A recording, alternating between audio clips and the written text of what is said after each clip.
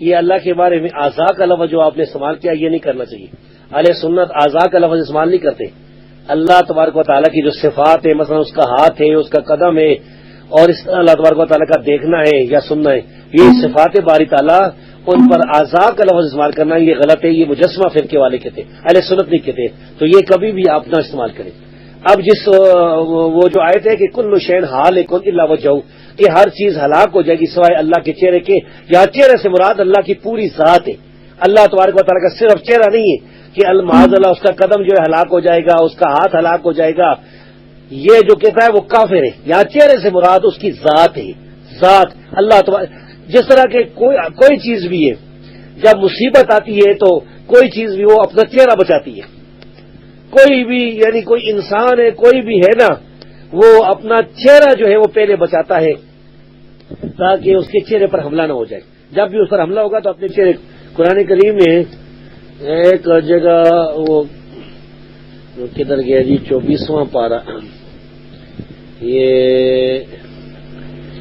آ گیا جی. میں بھی آپ کو ایک بتاتا ہوں آیت کریمہ. بسم اللہ الرحمن الرحیم. قرآن کریم میں سورۃ الزمر میں اللہ رب العزت نے فرمایا افمن یتقی بوجہہ سوء العذاب یوم القیامہ وقیل للظالمین ذوقوا ما کنتم تکسبون.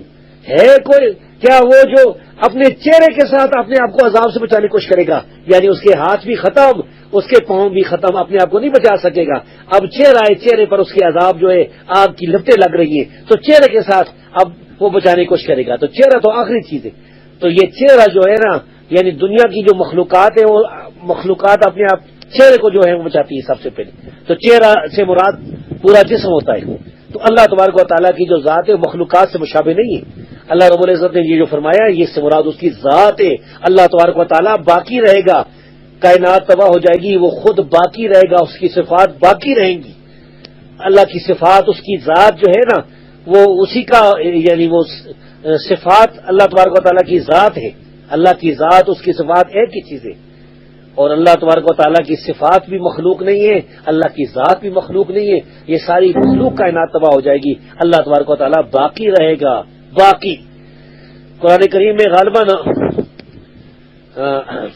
اس طرح کی اور بھی جو ہے آیات ہے، تو اس کا یہی مطلب ہے کہ اس کی ذات مراد ہے.